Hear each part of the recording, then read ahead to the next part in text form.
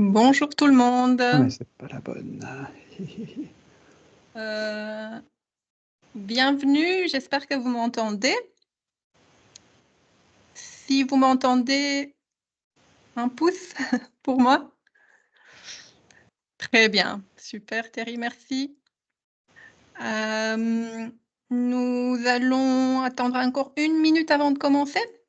Laisser les gens arriver.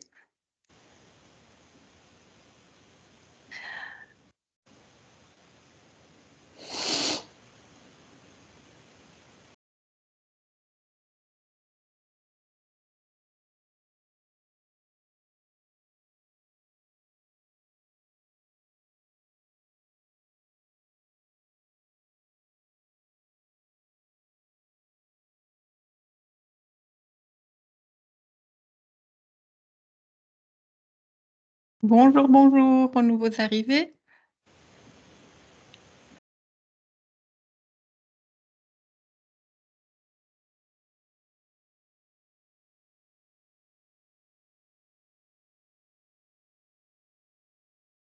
Voilà, on va commencer. Bienvenue à ce lunch webinaire qui est le deuxième d'une série de lunch webinaires sur la recherche participative organisée par l'Africa Museum. Mon nom est Louisa Mitrache et je suis coordinatrice des sciences participatives à l'Africa Museum. Pour nos spectateurs de l'étranger, l'Africa Museum est un centre de recherche sur l'Afrique centrale et un musée situé à Tervuren, pas loin de Bruxelles. Et nous portons une attention particulière aux sciences participatives. Le webinaire a pour but de vous introduire aux méthodes de recherche participative au travers d'exemples concrets. Aujourd'hui, notre thématique est l'approche féministe du patrimoine artistique notamment, et de l'histoire. Et nous avons le plaisir d'accueillir nos conférenciers et conférencières, très important. Je vais les introduire brièvement et je vais après leur laisser la parole. Le principe est très simple. On aura 2 présentations de 10 minutes d'un projet belge et d'un projet français. Après quoi, nous aurons une quinzaine de minutes pour des questions-réponses et pour avoir une discussion. Le tout est enregistré et les présentations seront également mises à votre disposition après le webinaire. Notre premier conférencier est le docteur Marc Calvini-Lefebvre. Il est maître de conférence et promoteur du projet Sites of Feminist Memory qu'il va présenter aujourd'hui. Il est membre du laboratoire d'études et de recherche sur le monde anglophone à Aix-Marseille Université. Bonjour Marc et bienvenue. Alice Lemaître est masterante en études culturelles du monde anglophone. Elle accompagne le projet Sites of Feminist Memory. Bienvenue Alice. Merci. Et bonjour. Et Dr Audrey Lasserre, elle est chercheuse FETWIN et coordinatrice du projet Gender pour l'Université catholique de Louvain et les musées royaux des Beaux-Arts de Belgique. Elle est membre du Centre de recherche en théorie des arts. Elle va nous parler d'un projet qui est un work in progress et va nous interroger sur comment intégrer des méthodes participatives, de sciences participatives, dans la recherche, dans une recherche féministe. Bonjour Audrey, et merci d'avoir accepté notre invitation. Je donne donc la parole à Marc, qui peut partager sa présentation. C'est parti pour 10 minutes, Marc. C'est parti pour 10 minutes, merci beaucoup. Alors, voilà le titre du projet, le titre complet, Sites and Agents of Feminist Memory. C'est en anglais parce que je suis angliciste et que donc je le fais en anglais. C'est un projet de sciences citoyennes. Je vais vous présenter son origine. Ensuite, je vous parlerai de l'idée derrière et de ses objectifs. Et après, je passerai la parole à Alice qui vous présentera les outils qu'on a mis en place pour essayer de faire fonctionner le projet. Donc, d'abord son origine.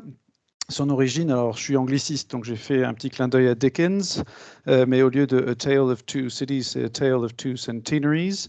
Il y a 2 centenaires qui ont eu lieu en 2018 et 2020 dans le monde anglophone, qui sont à l'origine du projet. En 2018, au Royaume-Uni, on a fêté les 100 ans du droit de vote des femmes. La statue que vous voyez donc à droite, celle qui est où il y a une seule personne, c'est Millicent Fawcett. Cette statue a été inaugurée grâce au travail de la femme que vous voyez sur la gauche, Isabel Curado Perez, qui est une activiste britannique qui, en 2 ans, a réussi à convaincre les autorités britanniques et à lever les fonds nécessaires, trouver l'artiste, etc., pour mettre une statue de Millicent Fawcett devant la maison parlementaire, la House of Parliament, et je reviendrai sur l'importance de ce lieu dans une seconde. Et en 2020, 2 ans plus tard, on a fêté les 100 ans du droit de vote des femmes aux États-Unis, et à Central Park, donc le parc le plus emblématique de la ville de New York, on a inauguré cette statue-là de 3 femmes. J'y reviendrai dans une minute. Et pareil, c'était le résultat d'un travail de militantes du mouvement #MonumentalWomen. Alors, quand j'ai entendu ces informations, quand j'ai appris ça, ma réaction était celle-ci. Alors, ma réaction était celle-ci parce que je trouvais ça super intéressant. Et je trouvais ça super intéressant parce que je suis historien du mouvement pour le droit de vote des femmes. Et je trouvais ça assez étonnant qu'il y ait des statuts pour ce mouvement qui est plus que centenaire, qui tout d'un coup fleurissent dans les grands centres urbains. Alors, j'aurais pu ne pas être si étonné que ça, parce que ce ne sont pas les premières statues. Là, vous avez 2 exemples, une aux États-Unis, une au Royaume-Uni, 1920-1930. Mais cette fois-ci, c'est un peu différent. Il me semble qu'on peut parler de fissures dans le plafond de bronze plutôt que le plafond de verre, c'est-à-dire ce plafond de bronze qui est les statues, toute la statuaire de nos grandes villes, essentiellement masculine. Donc là, vous avez 2 exemples, Central Park et Parliament Square. Au Royaume-Uni, Parliament Square, la première statue date de 1867. Et il y avait, avant la statue de Millicent Fawcett, 11 statues, uniquement des hommes d'État, bien sûr. Pas tous britanniques, d'ailleurs. Certains sont étrangers, comme Nelson Mandela ou le Mahatma Gandhi. Quant à Central Park, depuis 1863, on y trouve des statues. Il n'y a que des statues d'hommes, ou plutôt devrais-je dire de mâles célèbres, puisqu'il y a 23 hommes et un chien, le chien Balto, si vous connaissez son histoire, je n'ai pas le temps de vous la raconter. Il y avait aussi des femmes, mais que des femmes qui étaient, comme Alice au Pays des Merveilles, des femmes fictives. Donc c'est la première fois en 2020 qu'on a des femmes qui ont existé. Voilà, donc ça m'a semblé un moment important et ça a mené à deux questionnements scientifiques. Le premier, c'est sur les lieux de mémoire, d'où le Sites of Memory, c'est-à-dire que je voulais en savoir plus sur l'emplacement de ces lieux de mémoire. Où sont-ils et où sont-ils dans l'espace urbain? Est-ce qu'ils sont dans des espaces un peu périphériques ou plutôt centraux? Et essayer d'analyser ça, leur emplacement. Ensuite, leur chronologie, c'est-à-dire que quand est-ce qu'on a des lieux de mémoire? Parce qu'en fait, depuis le passage du droit de vote, l'obtention du droit de vote, il y a plein de lieux de mémoire comme ça qui ont été créés à intervalles irréguliers. Donc ça m'intéresse, et d'essayer de retracer l'histoire de la mémorialisation du mouvement. Troisièmement, la forme. Est-ce qu'ils sont des formes classiques de statuts, comme on vient de voir, ou est-ce que ce sont des formes plus transgressives? Et enfin, la narration, c'est-à-dire de qui ou de quoi raconte-t-on l'histoire, pour qui la raconte-t-on, et quelle est l'intention narrative de ce lieu? Est-ce qu'il s'agit de dire le féminisme est terminé, donc on est là pour fêter la fin du processus, donc on fait une statue pour fêter tout ça, comme à la fin d'une guerre, on met un général sur un piédestal? Ou est-ce qu'au contraire, c'est pour parler d'aujourd'hui, dire que le but de cette statue, c'est de souligner l'importance du mouvement féministe? Deuxième questionnement scientifique sur les personnes qui sont derrière cette mémorialisation, donc les agents de la mémoire, d'où les agents of memory. Ce qui m'intéresse, c'est qui sont ces personnes, quel est leur profil sociopolitique, a-t-il évolué dans le temps, depuis les années, si vous voulez, 1910-1920, est-ce que c'est le même genre de personnes que l'on retrouve à l'initiative, et quels sont ou ont été les facteurs sociologiques, idéologiques, etc., qui ont façonné ce que j'appelle le désir de mémoire qui entoure le mouvement pour le droit de vote des femmes. Alors, ça donne ce projet-là, avec l'idée de départ, c'est on va construire une carte des lieux de mémoire consacrés au mouvement suffragiste partout dans le monde, et pour ce faire, on va demander l'aide du grand public. 2 objectifs scientifiques sont liés à ça. Créer une base de données ouverte permettant des analyses comparatistes de lieux de mémoire dans différents pays et identifier les agents de la mémoire aujourd'hui que je pourrais interviewer pour essayer de comprendre d'où vient ce désir de mémoire. Objectif pédagogique, donc on crée un formulaire que les gens ont à remplir, donc leur donner le goût de la collecte d'informations. Deuxième objectif pédagogique, créer un outil donc en ligne esthétique et accessible qui donne envie d'en savoir plus sur le mouvement. Donc c'est la carte que vous avez peut-être déjà vue. Et enfin, impliquer les étudiantes, dont Alice. Et enfin, l'objectif citoyen, c'est de contribuer à la diffusion et au renforcement de ce que j'appelle une culture civique féministe. Mais ça, j'ai vraiment pas le temps de vous en parler tout de suite. Donc je vais passer maintenant la parole à Alice qui va vous parler des outils qu'on a créés pour encourager cette participation. Alice, c'est à vous. Merci. Alors, comme Marc l'a mentionné, on a différents outils en fait pour impliquer les gens et pour pouvoir mettre de nouveaux lieux de mémoire sur la carte. Alors, on compte donc la campagne 6 Feet for Suffrage. Donc, ça se déroule du 8 mars au 12 avril, donc ça se fait tous les ans. Généralement, on poste quelque chose sur les réseaux sociaux, etc., justement pour mettre les gens au courant. Mais on a aussi donc le questionnaire. Alors, l'avantage de ce questionnaire-là, c'est que si on veut participer, mais qu'on ne veut pas mettre énormément d'infos, on peut. Et on peut également s'arrêter en cours du questionnaire. Donc, en fait, ça ne prend pas énormément de temps pour les gens et du coup, en fait, ça leur donne envie de participer. Après, comme on peut le voir sur la prochaine slide, donc là, vous voyez, il y a la carte avec quelques points de lieux de mémoire. Alors, il faut savoir qu'en fait, les points, ils sont de différentes couleurs parce que ça correspond à différents types de lieux de mémoire. Donc, c'est l'avantage si, par exemple, on veut voir que des statues, on peut sélectionner pour voir que des statues. Si on veut voir que des tombes, on peut voir que des tombes.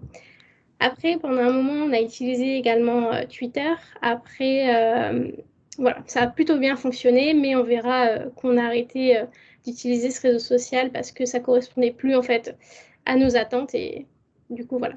Ensuite, sur la prochaine slide, donc comme vous le voyez, notre réseau social privilégié, c'est Instagram.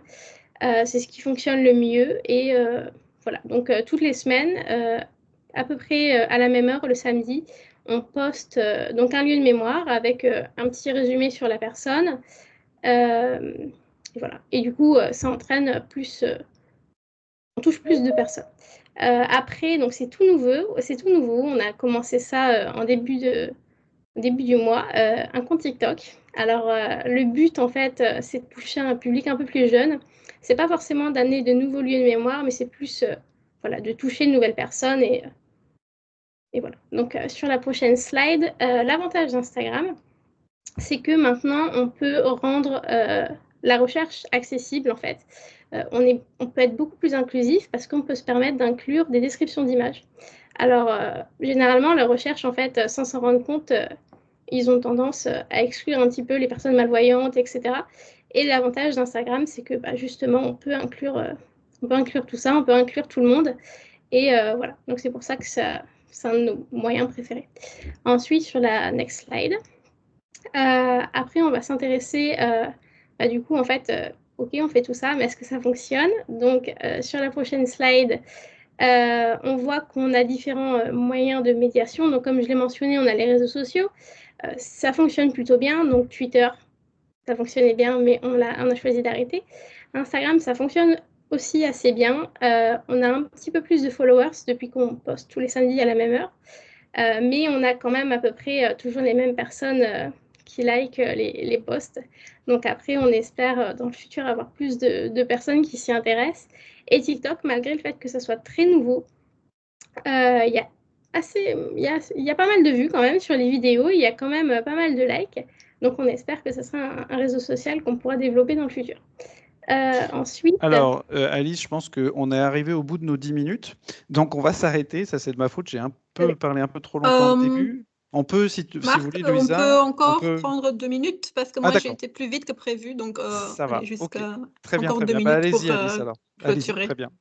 Alors ensuite, donc la participation, je vais très vite survoler. La plupart des gens qui ont participé, qui ont ajouté des lieux sur la carte, c'est des universitaires et des étudiants.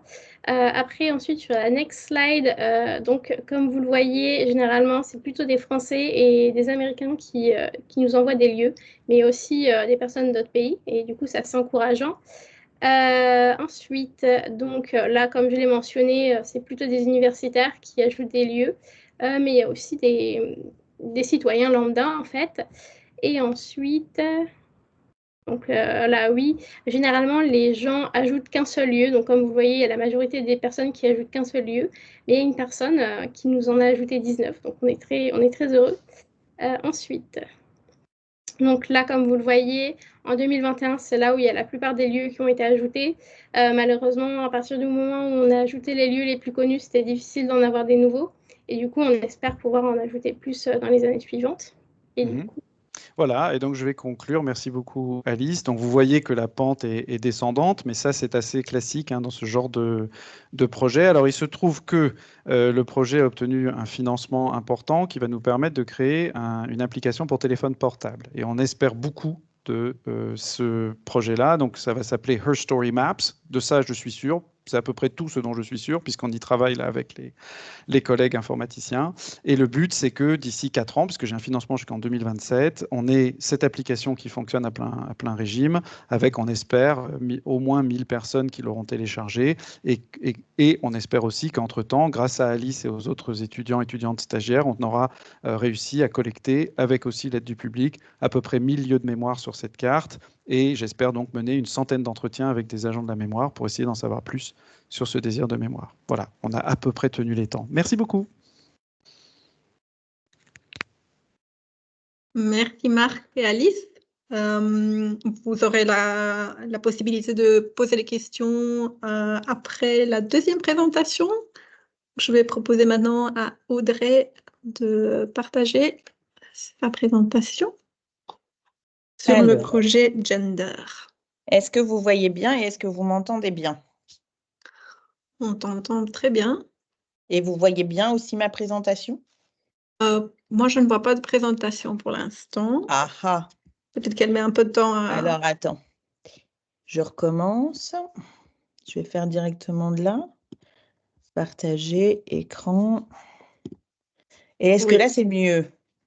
là, je vois, oui. Ok, très bien. Alors, merci beaucoup, Louisa, pour cette invitation. Moi, je suis ravie d'être là. Ça va être un petit peu différent, mais je vais vous expliquer tout ça parce que le projet à partir duquel je vais réfléchir est un projet qui a été déposé, mais qui est en évaluation. Alors, commençons tout de suite.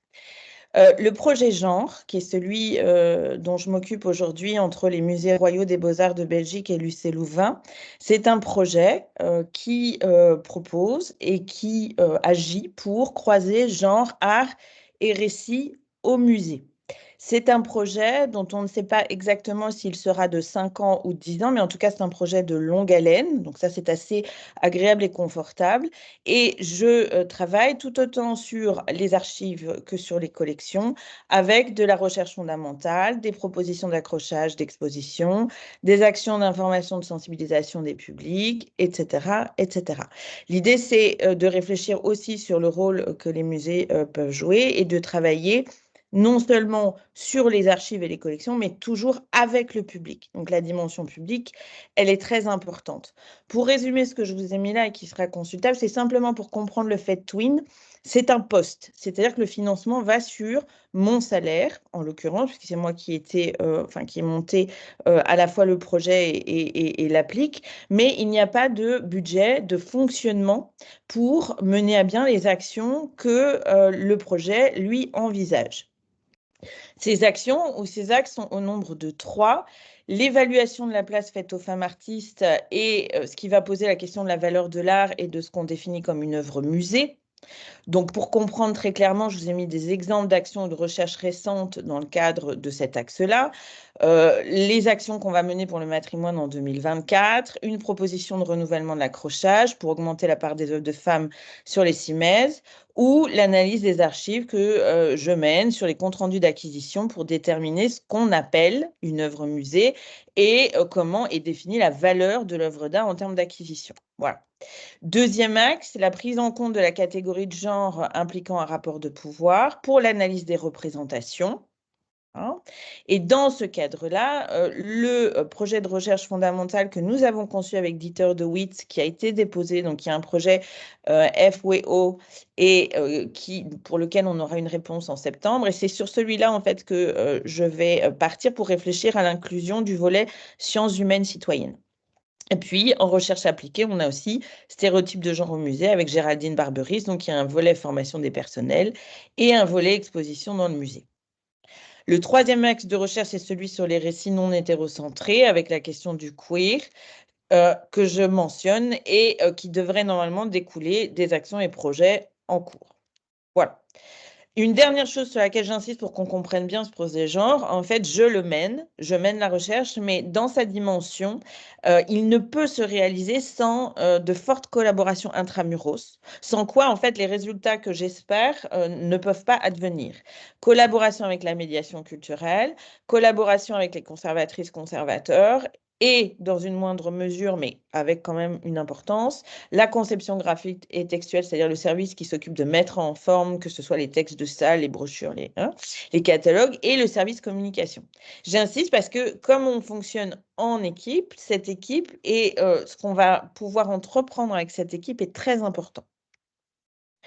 Alors, si on regarde ma présentation, même succincte et abrégée, on voit que les sciences humaines citoyennes ou sciences citoyennes ne font pas partie a priori du projet. Mais si on a compris aussi ce que je présentais, le projet genre a pour objectif d'impulser d'autres projets et de les rendre réalisables. Donc, en gros, moi, je suis assignée à mener des actions et à trouver les moyens de mener ces actions de recherche.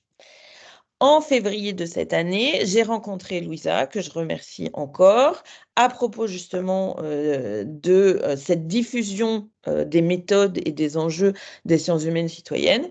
Et quand on s'est rencontrés, j'étais en train de réfléchir au projet Frida qu'on rédigeait avec Dieter de Witt.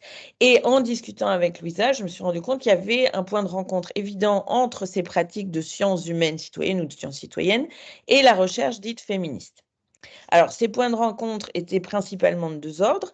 D'abord, du point de vue de l'épistémologie féministe, là je reviens sur 50 ans d'histoire de l'épistémologie, mais en gros, on a mis en question l'idée de vérité, de neutralité ou de source unique de production du savoir, et on s'interroge sur comment produire des connaissances à partir d'une pluralité de points de vue qui est souhaitable, et comment rendre compte ou prétendre réellement à l'objectivité. Donc, on voit très bien un point de rencontre, de convergence entre ce questionnement-là en épistémologie et la question des sciences humaines citoyennes. Deuxième élément, pour moi qui suis à la fois historienne et historienne du littéraire et des productions culturelles, en particulier du féminisme, il y a un point de convergence évident par rapport aux pratiques féministes de collecte d'informations. On le voit très bien, je trouve, dans le projet de Marc d'ores et déjà. Historiquement, des féministes, en particulier des femmes féministes, ont pallié le manque ou les résistances d'une institution par l'action militante ou citoyenne. Donc, on converge vers cette pratique collective qui vise à faire un travail qui est à faire et qui n'est pas encore fait. C'est pour cette raison que j'ai décidé d'intégrer le projet dans le projet Frida, donc qui se déplie en Female Representation in Digital Art Collection, Gender Through the Lens of AI, qui est en anglais parce que en Belgique, on a la chance de travailler avec deux communautés linguistiques, officiellement 3, mais en vrai 2, les francophones et les néerlandophones. Donc, le recours à l'anglais est très pratique pour ça, parce que ça nous évite de devoir double traduire constamment. Mais voilà, si je devais le traduire, représentation féminine masculine dans les collections d'art numérisées, le genre à travers le prisme de l'IA. Et c'est donc avec Dieter de Witt que j'ai cité, qui est à l'Université de Gand et en même temps fait Twin au musée, spécialiste d'intelligence artificielle. C'est un projet de recherche fondamentale sur 4 ans qui est donc en évaluation. Alors, pour le dire très rapidement, le projet Frida, c'est quoi? C'est d'utiliser l'ensemble des collections numérisées pour permettre d'interroger le genre en utilisant l'outil intelligence artificielle. Donc, c'est à la fois obtenir des résultats sur le féminin, le masculin, qu'est-ce qu'un homme, qu'est-ce qu'une femme dans les représentations, mais encore apprendre à l'intelligence artificielle à reconnaître et interroger tout de suite la question des biais de construction de l'outil. Voilà. Alors, pourquoi on a intégré ce volet sciences humaines et citoyennes? D'abord parce qu'on s'est rendu compte nécessairement, puisqu'on se rencontrait entre genre et intelligence artificielle, qu'on avait une expérience intéressante du point de vue méthodologique où les techniques des études féministes ou de genre venaient croiser les techniques informatiques et notamment toutes les problématiques sur l'intelligence artificielle et qu'on avait fort à gagner justement à interagir. Et pour la partie volet sciences humaines citoyennes, l'idée qu'on a eue, c'était de développer ce volet pour avoir, Dieter dit, aux deux bouts du spectre. Alors, si on veut, en amont et en aval, mais c'est une constante interaction, la mobilisation de citoyens, citoyennes qui nous aideraient dans cette démarche à coder ce que l'intelligence artificielle devrait rechercher. Masculin, féminin, homme, femme, neutre, queer, mais aussi, et ce qui nous intéresse surtout, les questions de hiérarchie et de rapport de pouvoir, si on définit le genre comme étant structuré par une hiérarchie entre deux catégories. Voilà. Donc l'idée, c'est à la fois de mobiliser ces citoyennes, citoyens en amont pour apprendre à l'intelligence artificielle à penser ce que peut être le genre, si on veut utiliser ce mot-là, et en même temps en aval, pour être à nouveau en interaction et voir comment on peut corriger des biais. Alors, une fois qu'on a rédigé l'ensemble du projet qui est maintenant déposé, ce qui m'a paru très intéressant, et je le maintiens, c'est que ce volet tel qu'on l'imagine de participation citoyenne est très intéressant parce qu'il rejoint la recherche féministe dans son épistémologie et sa pratique. Je renvoie à la diapo numéro 12 dans laquelle je détaillais un peu cette question-là, qui était le premier point de rencontre quand on en a parlé, mais aussi et bien évidemment parce qu'il permet un travail d'ampleur au même titre, mais justement bien définitivement de l'intelligence artificielle. Donc en gros, on vient compléter ou corriger une vision et des biais. Mais aussi parce qu'il vient, et ça c'est justement la collaboration avec Dieter de Witt qui m'a permis de le comprendre, répondre à un besoin, à une demande qui fait partie des préconisations officielles par rapport à l'intelligence artificielle, de contrôle par l'humain. Donc le fait d'avoir recours aux sciences humaines citoyennes ou aux sciences citoyennes, c'est une façon justement d'avoir, en tout cas de prétendre avoir un contrôle sur la création de l'outil et ses résultats. Voilà. Alors maintenant, j'ai des points de doute. Et c'est pour ça que j'étais contente de venir en discuter aujourd'hui. Mon premier point de doute, il est éthique. En tant que chercheuse féministe, Audrey, oui, une minute c'est fini. C'est ma conclusion. C'est ma conclusion. Donc, éthique, en tant que chercheuse féministe ou chercheuse tout court, mais féministe, je suis sensible aux questions de conditions de travail de ces bénévoles. Voilà, donc c'est quelque chose qui m'interroge. Du point de vue pragmatique, la question du financement reste entière, c'est-à-dire que la science citoyenne ou le recours aux citoyens permet certainement de faire un travail de grande ampleur sans nécessairement avoir besoin d'un financement pour rémunérer sous forme de salaire les personnes, mais en même temps, on a besoin d'un minimum de financement pour faire un travail d'encadrement, de communication, d'intégration et de spécification des tâches tout à fait important. Et aujourd'hui, ça c'est très particulier, mais le musée n'a pas les moyens d'investir dans cette démarche sans financement extérieur. Raison pour laquelle vous ne l'avez pas retrouvé implémenté dans l'analyse des archives ou des collections, pour le moment, en tout cas sur le projet genre. Et mon dernier point de doute, qui est donc ma conclusion, est vraiment un point de doute méthodologique, mais là, qui est lié au fait qu'on a posé le projet, on l'a conçu et qu'on ne l'a pas encore mis en application. Et je me demande en particulier comment on va concrètement mettre en place ce qui sera notre demande à ces citoyens, citoyennes, tant pour le repérage et l'analyse des catégories de sexe que pour les rapports hiérarchiques et les rapports de pouvoir. Pour le dire autrement, comment nous-mêmes rédiger sans biais, comment nous-mêmes ne pas plaquer des définitions qu'on cherche justement à construire et notamment sur la façon dont on apprend avec l'IA ou à l'IA. Voilà, et j'en termine là. Merci Audrey. Très intéressante question à la fin, notamment sur les questions éthiques. Donc, comment régler toutes ces questions éthiques sur un projet de sciences participatives citoyennes. Je voudrais vous inviter, chers spectateurs, soit à lever la main pour poser une question en live, soit à poser vos questions dans le chat. Nous les lirons ici en direct. Pour commencer, je me demandais, une des questions que tu lançais ici à la fin, Audrey, concernait les récompenses. Qu'est-ce que ces participants, qu'est-ce qu'ils en tirent, qu'est-ce qu'ils gagnent, comment on s'assure que c'est une situation win-win dans laquelle les deux parties sont parties gagnantes finalement. Et je me demandais pour le projet Sites of Feminist Memory, est-ce que vous avez quelques éléments de réponse? Pourquoi ces personnes envoient des contributions et qu'est-ce qui les motive finalement? Oui, alors je vais rebondir sur la question éthique aussi. Donc, j'en profite d'ailleurs pour saluer, j'ai vu qu'il y avait dans le public Amélie Bardivia. Amélie Bardivia était la première stagiaire sur ce projet, donc c'est elle qui a construit la carte en premier. Donc, merci d'être là, Amélie.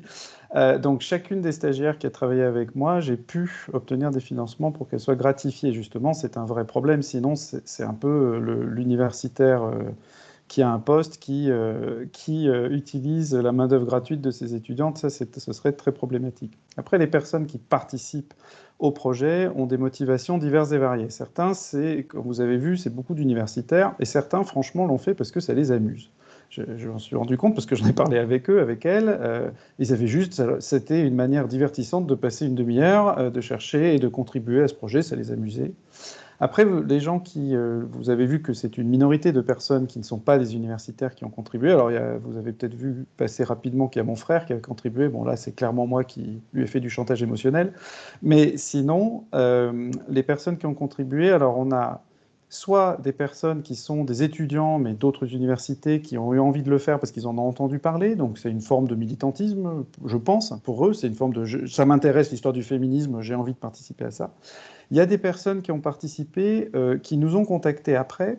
Je pense notamment à un monsieur qui est britannique, qui, lui, avait envie de faire connaître une initiative qu'il avait prise localement pour faire mettre des plaques à l'honneur, non pas uniquement des femmes qui se sont battues pour le droit de vote, mais des femmes en général, qui sont des femmes historiques de sa partie du Royaume-Uni. Et il fait partie d'une commission qui a mis des plaques un peu partout. Et comme il y avait certaines qui étaient des plaques de suffragistes, il a voulu les intégrer à la carte. Donc c'est pour... le win-win, si vous voulez, c'est son projet est connu via la carte. Voilà. Mais comme effectivement, je me sentais un peu, moi aussi, un peu tiraillé par cette histoire de demander au public de m'aider à faire cette carte, mais c'est surtout moi qui vais en tirer des bénéfices après professionnels, c'est pour ça que j'ai réfléchi à ce modèle des entretiens que je veux mener avec les gens, parce que je trouve que c'est une manière de valoriser leur contribution, que d'aller leur poser des questions sur eux, sur ce qu'ils ont pu faire. Alors, certes, vous me direz, si vous êtes cynique, que oui, mais je vais en tirer encore d'autres conclusions scientifiques. Bon, c'est pas faux, mais je pense que c'est une manière un peu plus riche de valoriser les contributions des personnes. Et là, il se trouve, et après j'arrête de prendre toute la parole, il se trouve que j'ai organisé il y a 2 semaines un événement avec 2 collègues qui font de la science participative aussi, mais dans d'autres domaines, notamment dans les sciences, un collègue astrophysicien, donc vraiment rien à voir, qui nous a... L'essentiel de sa présentation consistait à dire tout ça, c'est pas une question de science, c'est une question de rapport humain. En fait, les gens en tirent d'énormes bénéfices quand on établit des rapports. C'est ça qui est le plus grand bénéfice, c'est de créer des rapports, et donc ça demande du temps. Il faut écrire. Là, récemment, on a quelqu'un qui nous a envoyé 2 propositions. On lui a envoyé un mail pour le remercier. Il nous a répondu qu'il était super enthousiaste, qu'il allait en parler autour de lui, etc. Voilà, je me tais.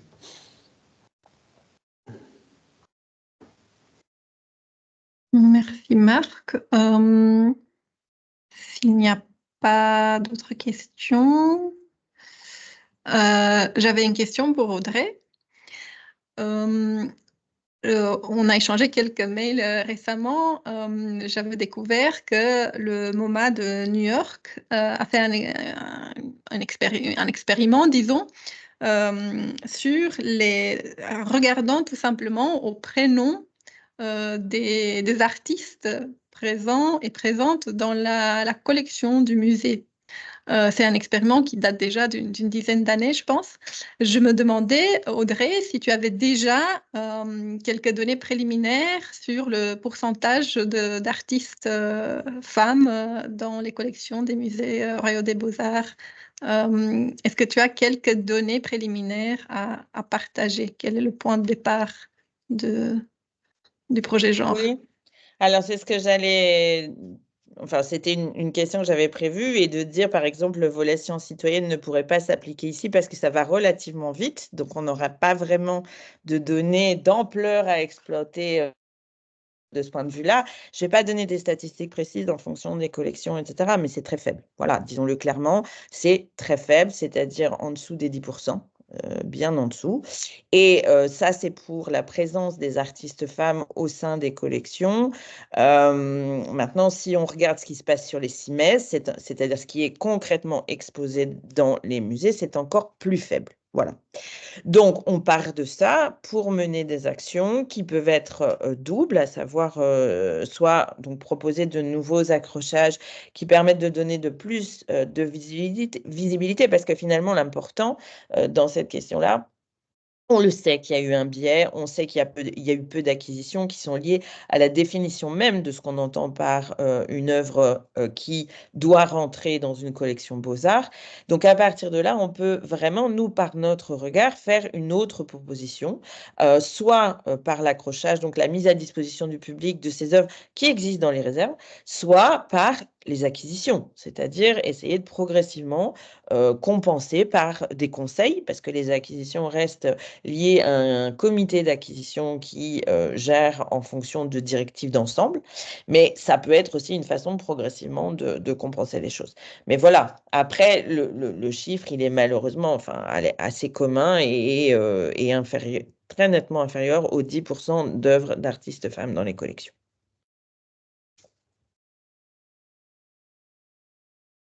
Ce qui est contradictoire et contre-intuitif, en quelque sorte. Je voulais également, donc on a parlé de diversité, d'avoir des objectifs de diversité et d'inclusion dans ce genre de projet. Et Alice y a touché également. Tu faisais une comparaison entre les différents réseaux sociaux que vous avez utilisés. Je me demandais pourquoi tu crois que Instagram est la meilleure plateforme pour ce type de projet de mapping et qu'est-ce qui explique le succès de TikTok, un réseau que je ne connais pas du tout. Alors, donc Twitter, ça fonctionnait assez bien, c'est assez inclusif donc pour les personnes malvoyantes, mais comme je l'ai mentionné, en fait, ça ne nous intéressait plus en fait de poster sur ce réseau social-là. Et Instagram, c'est un des meilleurs moyens, selon moi, parce qu'on a l'opportunité en fait de mettre des longues descriptions sous les posts. Et du coup, en fait, donc les personnes malvoyantes sur leur téléphone, elles peuvent avoir donc les commentaires, etc., qui leur sont lus. Et du coup, en fait, grâce à ça, elles peuvent savoir en fait ce qui est mis sur chaque post sans même les voir. Et c'est ce qui est intéressant. Et à contrario, donc TikTok, ça fonctionne assez bien. Mais on n'a pas cette opportunité-là, en fait, d'autant d'écrire les posts. Donc après, je pense que dans le futur, on essaiera également de faire des petites descriptions. Mais Instagram, pour le coup, c'est plus pratique pour nous.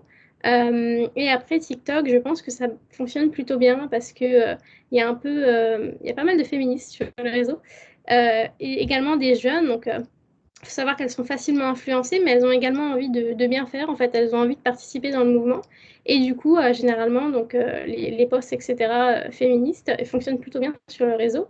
Et du coup, je pense, en fait, c'est ça qui les touche, en fait, parce que, voilà, généralement, les jeunes, ils utilisent plus TikTok qu'Instagram. Donc, voilà, donc c'est mis au bout de leurs doigts et ils ont la recherche au bout des doigts. Et du coup, ça serait sympa.